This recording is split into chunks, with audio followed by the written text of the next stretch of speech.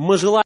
По четвергам мы будем учиться о том, как поднимать нам с вами наше материальное благополучие.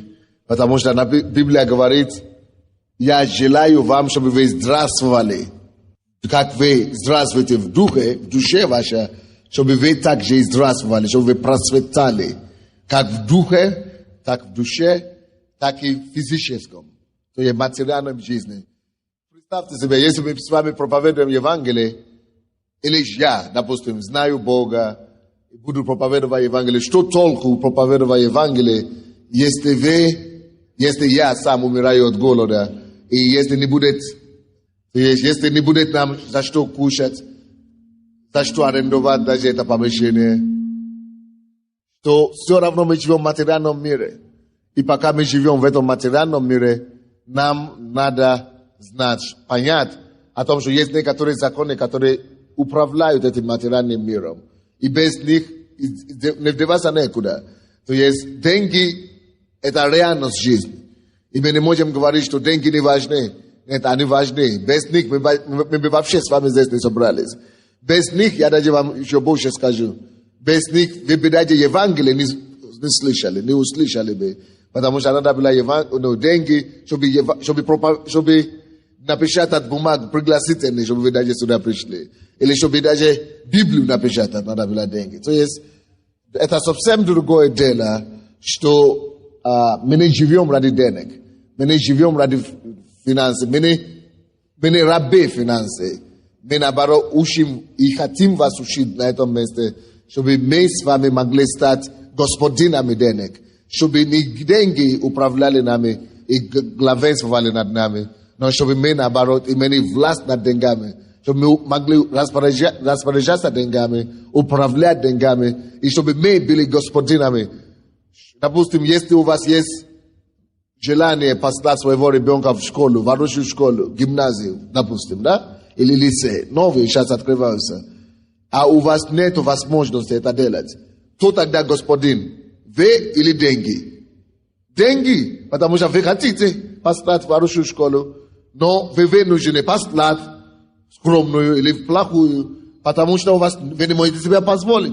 Получается, что кто здесь господствует? Ваша воля? Или наоборот, воля денег? Конечно, в этой ситуации деньги являются господином. Деньги диктуют вам, что вам кушать. Деньги диктуют вам, что вам есть, в каком доме жить. И куда хотите покупать, и какую школу послать своих детей, и вообще, что накрыть у себя на стол. Не вы управляете, не то, что вы хотите, получаете, а наоборот, то, что диктует вам карманы.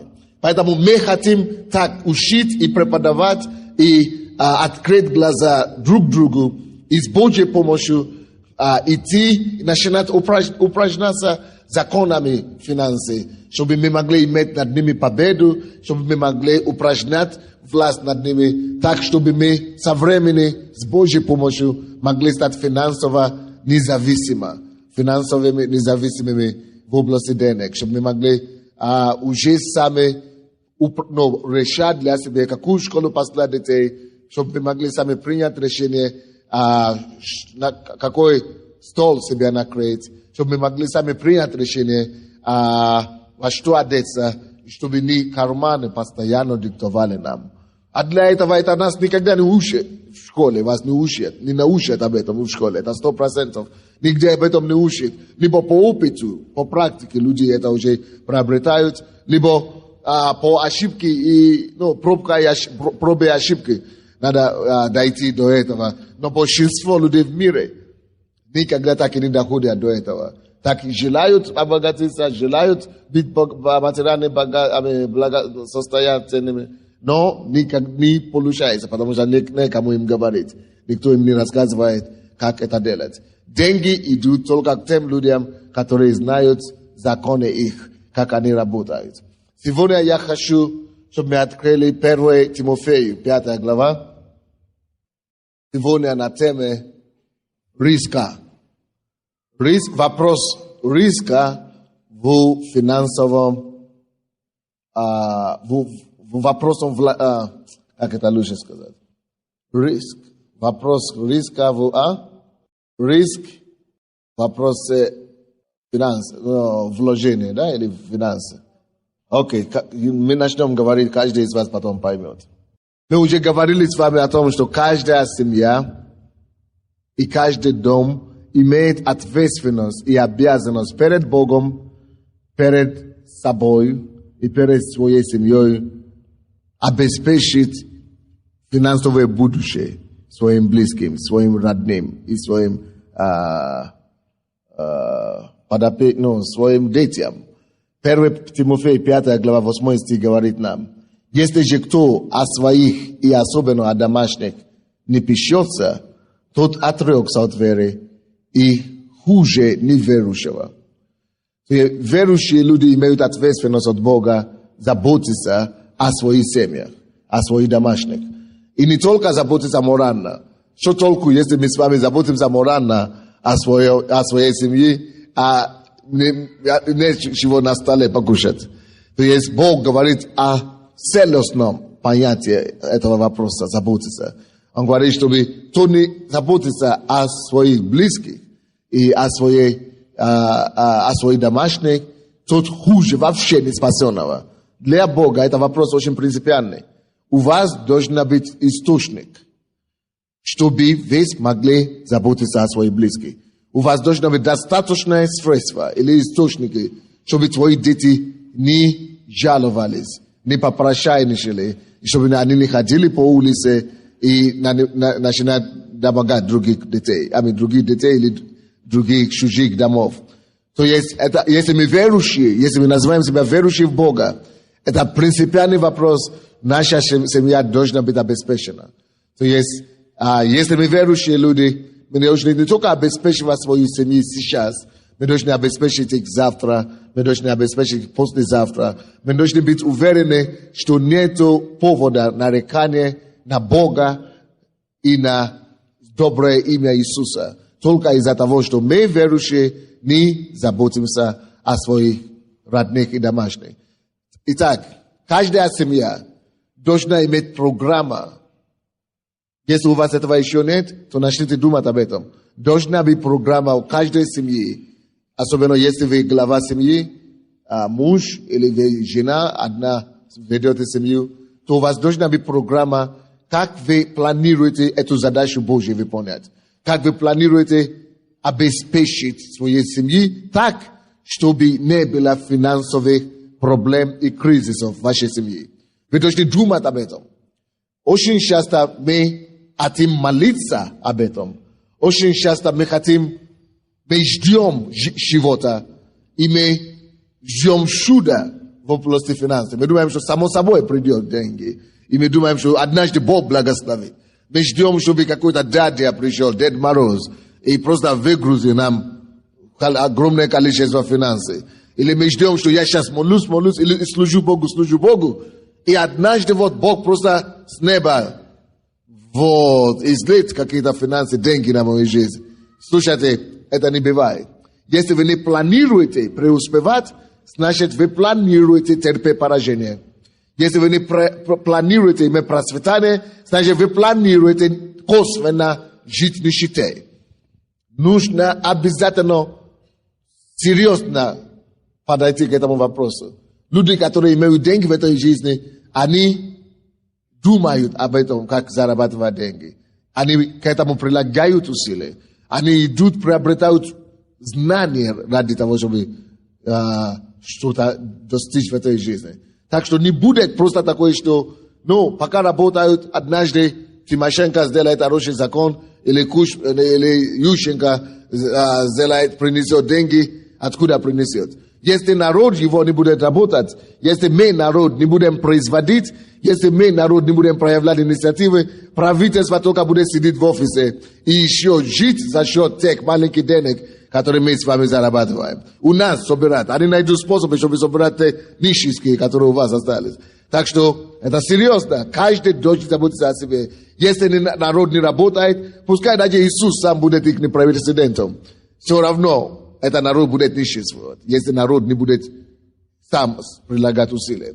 Так что наше благосостояние зависит не от правительства, зависит от нас и от Бога, в который мы верим, который мы знаем, что поможет нам.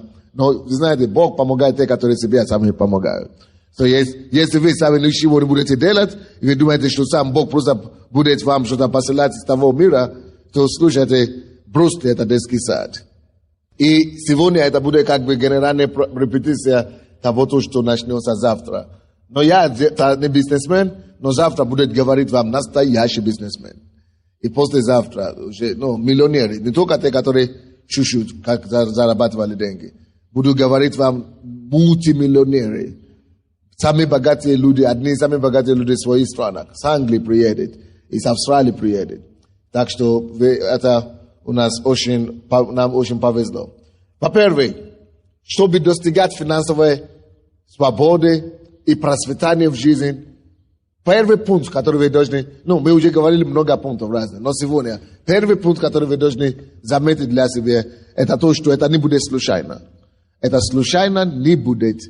Это может быть финансовое состояние и благополучие, может быть только если мы будем сами планировать и сами будем сознательно прилагать усилия к тому, чтобы иметь процветание, тогда будем иметь. Надо сознательно сидеть и искать способы, искать пути, как зарабатывать, тогда мы можем только зарабатывать. Это во-первых. Во-вторых, я это уже говорил в прошлом, что у каждой семьи должна быть своя финансовая платформа, портфель, финансовый портфель или платформа, когда мы строим что-то сегодня за счет завтра. То есть, не за счет завтра, а к завтрашнему дню. То есть, когда мы сознательно сегодня удерживаем от себя какие-то излишние расходы, когда мы сегодня сознательно вкладываем деньги, когда мы сознательно сегодня мало-помалу наращиваем бизнес или капитал для того, чтобы мы могли завтра быть обеспечены. Это называется портфолио на английском. Я не знаю, как по-русски это. Либо это платформа мы назовем, либо портфель мы это назовем. Но надо, чтобы... Что это такое платформа? Или это то, что вы строите на сегодня, который завтра даст вам кушать. Это то же самое, как источник, который вы копаете сегодня, куда вы сеете сегодня, в отличие от того, что вы просто расходы, которые вы только покупаете себе кушать или жить. Вы сегодня сознательно ограничиваете свои расходы на сиюминутные нужды, чтобы сегодня эти деньги же вкладывать в платформу. Потому что вы знаете, что эта платформа потом вам даст будущее. Мы говорили об этом, что самый лучший способ это делать, это через что? Инвестиции, да? Мы говорим, можно начинать с малого, даже с 20 гривен каждый месяц откладывать.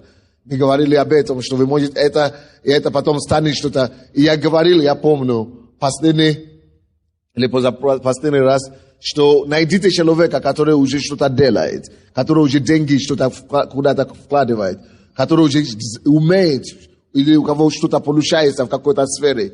И если у вас не хватает денег купить и продать, или если у вас не хватает самих денег начинать какой-то свой бизнес, то вы можете подойти к тому человеку, который уже что-то есть, и говорить, слушай, я знаю, что ты продаешь там одежды на рынке, у тебя хорошо получается, у меня только $1000, допустим, или у меня только $500, давай я в долю к тебе войду. Но для этого, об этом я еще теперь дальше говорить, что многие из нас, мы начинаем думать о вопросе инвестиций.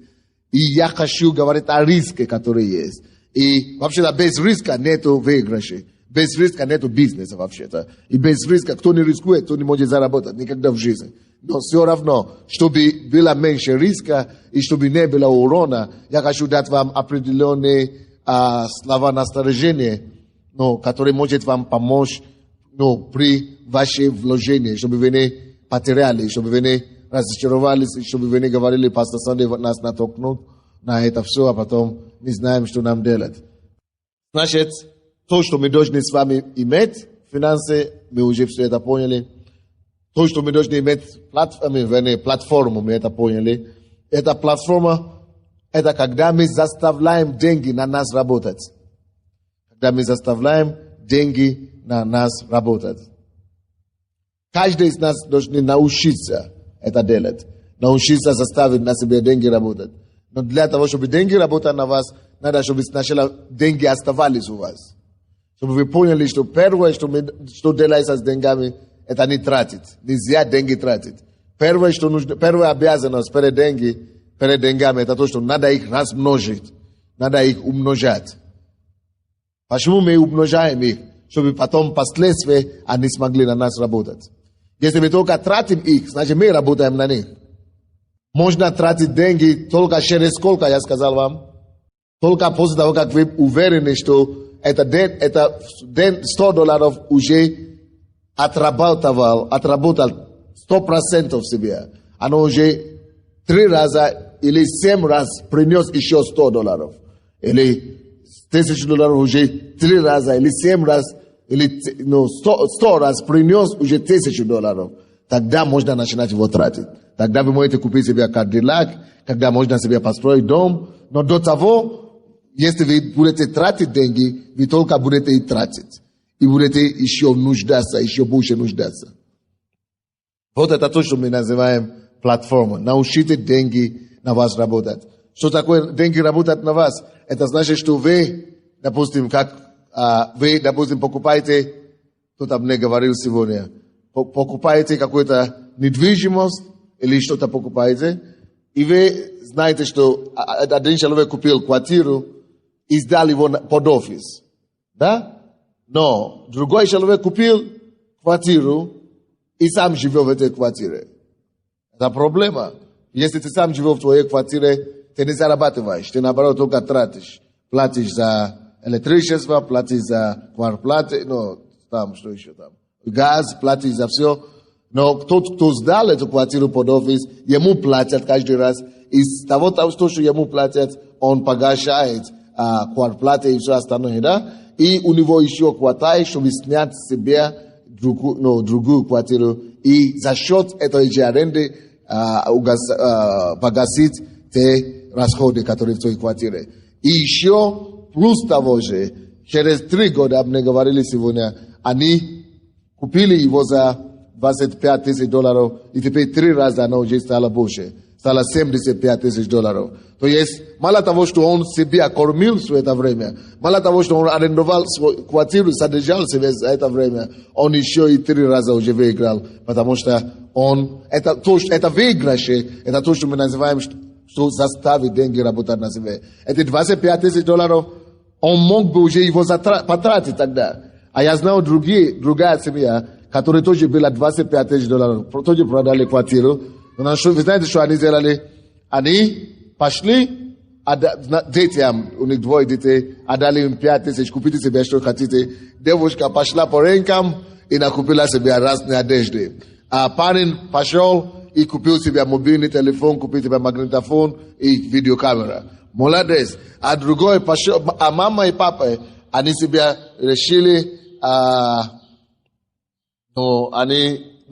решили погасить какие-то долги, погасили долги, а потом решили помочь матери там, где-то помогли матери, а потом, у них ничего больше не осталось. То же самое 25. Но если бы дисциплинировать себя, и эти 25 тысяч или 25 гривны, не важно какая сумма, или 100 гривны, взять, как эти делали, заставить его где-то не трогать, себя дисциплинировать, не трогать, положить его где-то, где ты знаешь, что точно оно приносит тебе. Вот это то, что мы называем заставить деньги работать на себе. Теперь эти, которые потратили эти деньги, они завидуют вот эту семью, которые оставили эти деньги, которые купил квартиру за эти деньги, маленькую. Потом переехали. Когда они переехали со своей квартиры, те, которые, у кого деньги сейчас не осталось, они не переехали, они решили сделать шикарный евроремонт.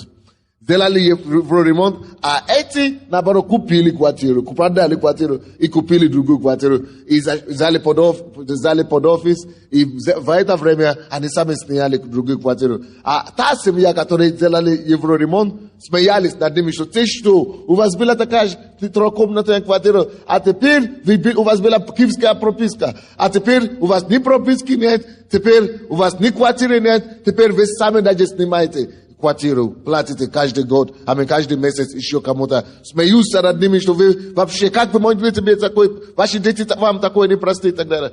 Но теперь они-то сделали квартиру себе, ремонт, раздали детям денег, и теперь эта квартира надо опять сделать ремонт. Они ничего себе не купили, теперь они завидуют, что они теперь купили это самое, сдали, хотя они жили в нем, можно терпеть. И теперь они теперь уже в состоянии две квартиры дополнительно купить, не только одно. Потому что сейчас они хотят продать эту квартиру, которую они купили за 25, за 75. И они хотят вложить под 30% в двух домах и взять кредит. И за счет денег, которые у них остались в руках, будут платить каждый месяц это за кредит. Они продолжают жить, квартиры, но у них уже 3 квартиры есть, которые они сдают. Но они сами продолжают жить в квартире. То есть так только можно состояться в этой жизни. Если вы будете надеяться на зарплаты никогда вам не хватит, чтобы вы жили в материальном изобилии. И нужно уметь голову задействовать. Так что каждый, кто хочет состояться в финансе, должен научиться головой думать. И конкретно быть активным в том, чтобы толкать себе, думать и работать головой и работать с деньгами, заставляя денег работать на вас. Чтобы избежать рисков, что нужно делать? Первое. Усоветующаяся мудрость. Не спешите никогда расставаться с вашими деньгами. Есть два момента, когда нельзя спешить расставаться с деньгами. Во-первых, нельзя спешить расставаться с деньгами на расходы, на растраты. То есть на такие издержки. На растраты, которые вам ничего не приносят. Надо быть скупым на такой растраты. Второе, на что нельзя спешить где нельзя спешить расстаться с деньгами. Не спешите расставаться с вашими деньгами, когда даже вы хотите вложить эти деньги. Особенно нельзя вам спешить расставаться с деньгами, когда кто-то вам предлагает бизнес и только обещает горе, много горе. Если кто-то слишком много обещает, знаешь, что тебе надо убежать от него побыстрее. Если кто-то говорит, что дай мне $1000, я тебе принесу 100 000 через месяц или через полгода, знаешь, что это бандит. Он тебя не только не принесет, он тоже тебя собрать, даже ты уже больше не увидишь. То есть аферисты только и любят много говорить, много обещать и требовать у вас деньги, обещая большие прибыли, которые... Если это слишком невероятно, если это слишком заманчиво, то, скорее всего, это ложь. Я вам точно говорю. Если это слишком для уха, для слуха, это слишком невероятно, чтобы поверить. То, скорее всего, так и есть. Не надо его в это поверить. Потому что многие верующие, я заметил, попадают под таким обман и тратят, расстаются со своими деньгами только по одной причине. Они думают, это Бог не решил, благословил. Это Бог сделал чудо. Это Бог так.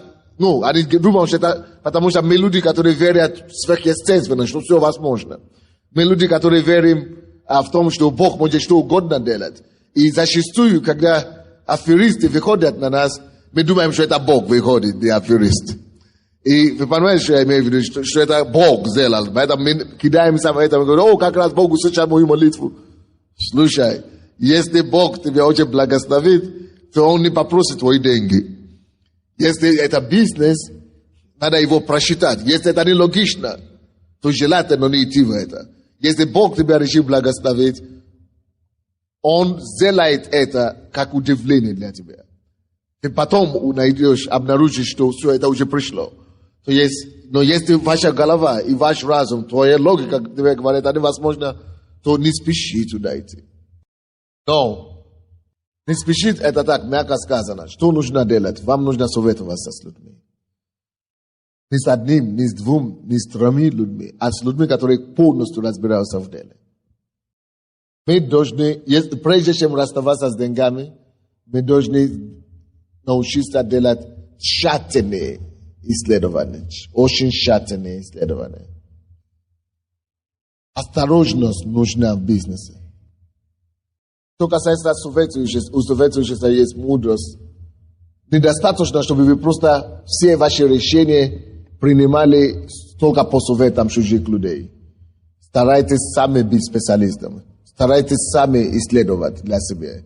Постарайтесь сами что-то считать. Не просто поверьте людям на слово. Люди могут разное говорить. Но вы сами вникайте в то дело, которое вы хотите деньги вложить. Вникайте, задавайте вопросы, изучайте рынок, возьмите газеты, но разговаривайте с людьми, которые не имеют интерес в этом. Следующее.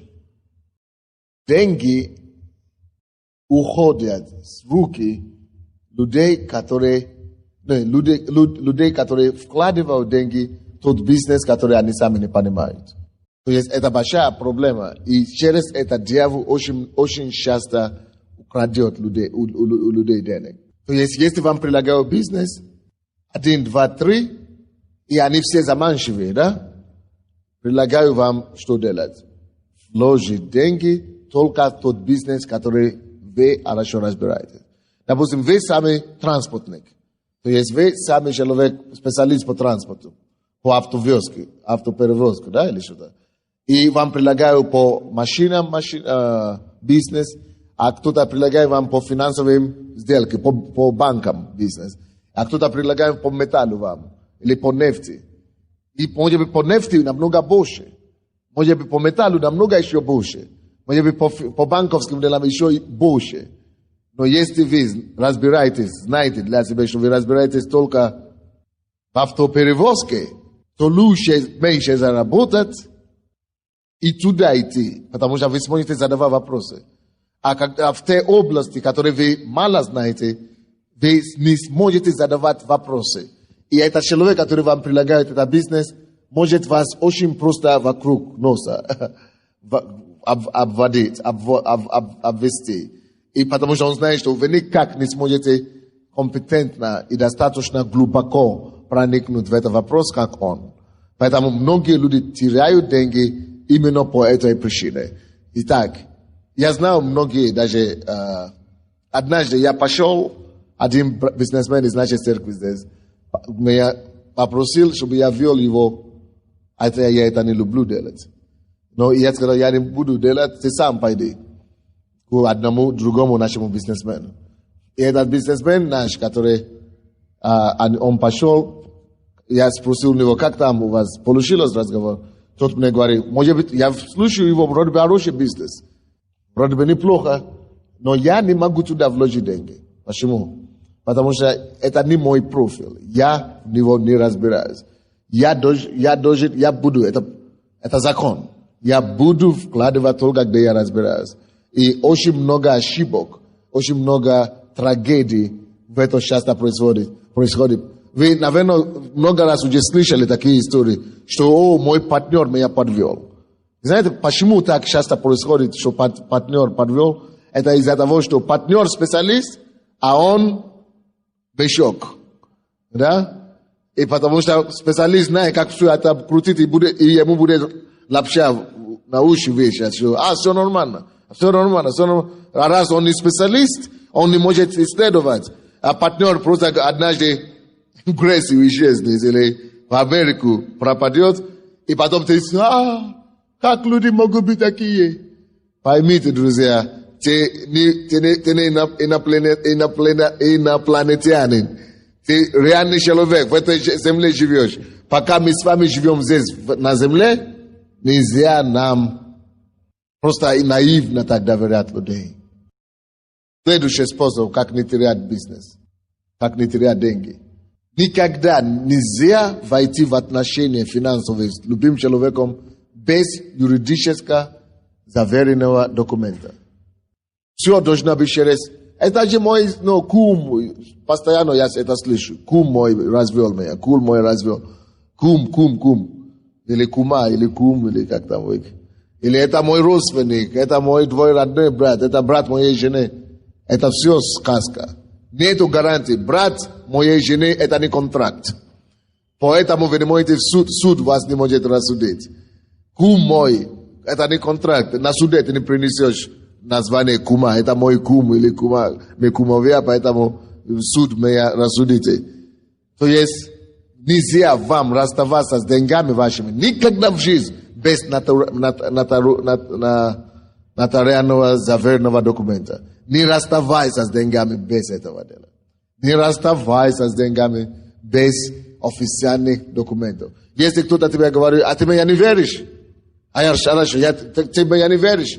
Ты говоришь, как раз я тебя верю, но я хочу, чтобы я сам себе даже не верю. Сам себе не верю, что угодно может быть. Не то, что тебе не верю. Тебе-то я верю, но сам себе не верю. Поэтому давай, надо... Я тебе верю, это не в этом дело. Но тут документы. Документы говорят яснее, чем какие-то добрые слова. Хорошо, пускай он даже будет верный человек. Дал тебе добрые слова, а потом попал в аварию. Откуда ты возьмешь добрые слова теперь? Документы всегда нужны. Без заверенного документа, друзья, не спешите войти, расставаться с вашими деньгами. Следующий способ, как не терять деньги, как избежать риска в бизнесе. Согласно первому Тимофею, 6 глава, люди, у кого жадность к деньгам, они постоянно будут терять деньги. Жадность. Ну, не жадность, но которые, как это называется? Ну, которые хотят обогащаться, которые хотят быстро обогащаться. Если у вас, да, любостяжание. Люди, у кого любостяжание, любовь к деньгам, они в конце концов будут терять. Они больше всего теряют. Если у вас желание быстро обогащаться, неважно, у вас это любостяжание или нет, но просто желание, любое желание быстро обогащаться приводит к тупику. Любыми способами заработать как можно больше и как можно быстрее. Если у вас нет терпения, если у вас нет скромности, если у вас нет меры, если у вас нет довольства, чувства, уметь быть довольным маленьким, то это значит, у вас проблема. Это у вас жадность, по-моему, да? И это может погубить вас, и оно может сделать вас еще более нищим, чем раньше. Люди, которые сами хотят много зарабатывать, быстро заработать, да? Зачастую это их желание приводит их именно в контакт с теми людьми, которые как раз хотят собрать у них то, что у них есть. И потому что они не могут обуздать свои чувства, они хотят верить, они зачастую верят, они хотят заработать быстро, и зачастую они верят людям, доверяют слишком много. И из-за этого доверия, наивность это приходит. И они часто теряют деньги. Именно из-за того, что они сами жадные. Они сами имеют нездоровый аппетит деньгам. 1 Тимофей, 6 глава об этом говорит. 6 стих. Великое приобретение быть благочестивым и довольным. Поэтому, если вы не благочестивым, вам даже не надо думать о деньгах. Потому что оно погубит вас и уничтожит вас, и убьет вас. Надо сначала уметь быть благочестивым. Что значит благочестивым быть? Это значит, что вы возвышаете духовные качества. Вы цените духовные качества. Вы уважаете качества порядочности, честности, скромности. Вы уважаете качества таких, Иисуса, Бога, честное слово, честность, любовь, порядочность. Если вы уважаете это все больше, чем желание заработать, тогда вы благочестивы. То есть, если у вас нет такого приоритета в вашей жизни, Если вы еще хотите больше заработать, больше, чем всего остального желания, то вас будут... Просто это приведет к смерти, в конце концов. Это приведет к очень много неприятностей. Поэтому надо сначала ставить Бога на первом месте в своей жизни. Желание служить Ему и желание жить по Его Слову. Есть некоторые люди, которые верующие называют себя и говорят, я же ради Бога хочу это делать. Я хочу это деньги заработать для Бога. Я хочу, из-за того, что я хочу на Бога затратить деньги, заработать деньги, они идут на компромиссы. Как ты можешь идти на компромиссы с принципами Бога, с Божьими, то и Бог больше ценит эти принципы святости, порядочности, честности, доброты. Он больше это ценит, чем то, что ты будешь ему давать. Ты можешь ему дать $1 миллион, а для него это вообще ничего. Это как мерзость будет в его глазах. Потому что ты к этому миллиону шел нечестным путем. То есть Бог больше всего ценит честность, порядочность, добросовестность в человеке, чем то, что он даст ему. Вы понимаете меня, да? То есть не думайте, что... я же ради Бога хочу это дать. Я же ради Бога это делаю. Поэтому я могу рискнуть вот так. Или могу не быть порядочным. Нет. Быть непорядочным, непростительно, чтобы вы не дали Богу. Это то же самое, что вы крадете у Бога, чтобы потом дать Богу обратно. Но то, что ты украл, это то же самое, что ты крадешь у человека, чтобы потом его благословить. Если ты украл, ты уже нарушил заповедь. Этого нельзя делать. Поэтому, чтобы вообще не только риска избежать, а чтобы жить в такой жизни безопасности, две вещи нужны нам. Быть благочестивым и, во-вторых, быть довольным.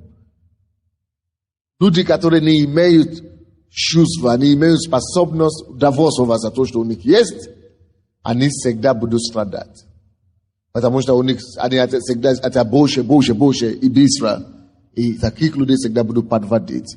Таких людей всегда будут обмануты во многом. Давайте научимся быть довольным. Допустим, если вы хотите инвестиции делать, инвестировать деньги, постоянно будет искушение. Инвестировать $1000 или инвестировать $10 000. Но вы не уверены об будущем этого бизнеса. И если вы все, что вы имеете, сразу вложили туда, потому что вы хотите быстро заработать деньги, вы не довольны. Лучше говорить, нет, это уже следующий пункт я перехожу. То есть надо быть довольным, что, конечно, легче говорить, если я вложу сюда, я сразу быстро много заработаю. Но лучше начинать с малого. Быть довольным тем, что, нет, давайте мы начнем так, и быть довольным этим. Это то, что Бог пока дает на сегодняшний день, будь доволен этим. Лучше начинать с малого, чем сразу захотеть много сразу иметь. Следующее, что нужно делать, чтобы не попадать в проблемы финансовые, чтобы избежать риска, это никогда не вложивайте все ваши финансы в один корзину. Или как это называется? Да, если это маленькие инвестиции сначала, $100, $1000, можно все это в одну корзину. Но если у вас $10 000, вы хотите вложить, лучше разделить на 3, или на 4, или на 5, или по 2000 куда-то раздавать. И если вы сразу вложите все, что у вас есть, 100 000 в одно дело, и которые все бизнесы всегда риск, и вы не уверены, как оно закончится, если лопнет, у вас будет очень большая неприятность. Поэтому лучше хотя бы на 2 части разделять деньги. Вложить сюда и вложить сюда. И если что-то не получится, разные виды бизнеса надо делать. Если этот бизнес плохо пойдет, тогда вы сможете подстраховаться в другом бизнесе. Аминь.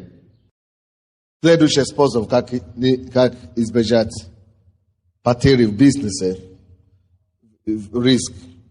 Всегда поставьте себе задачу такую, что в любом случае, что бы ни случилось, самое главное в инвестиции, ваша цель, это сохранить основной капитал, основное вложение. Не заработать должен быть самое главное цель. Не 10%, не 30%, не 60%, не 1000% самая главная цель. Самая главная ваша задача – сохранить деньги. Вложение, которое вы вложиваете, нужно обстроить такие условия, контракты, так, чтобы были сохранены основные вложения. То есть, какой бы бизнес вы не входите, поставьте какую-то ищите гарантию или какую-то защиту для основного вложения. Так что даже если будет очень плохо и ничего не получится, то, по крайней мере, вы будете знать, что вот основной сумма, которую вы вложиваете, вернется к вам.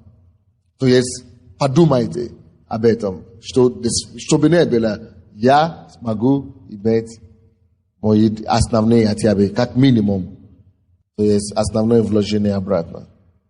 Для этого надо ознакомиться обязательно со всеми опасностями и со всеми сомнениями, которые в любой сделке, в любом бизнесе. Вам надо выяснить, какие там существуют опасности, какие там существуют риски, и какие там, и минимализировать их, но сводить их до такого минимума, что вы знаете, что в любом случае вы сможете выйти хотя бы из вашего капитала, с вашего основного капитала.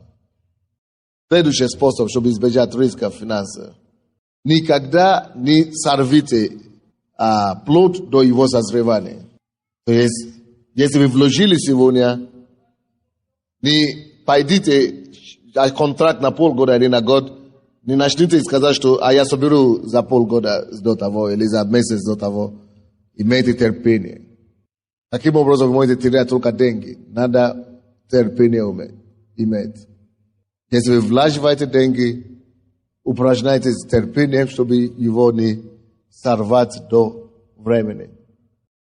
Какие бы ни были проблемы, почему люди это делают? Муж выходит, дочка выходит замуж. Авария, машина попала в аварию. Мне срочно. Постарайтесь вообще избежать этой срочности. Срочно. В бизнесе оно всегда негативом заканчивается.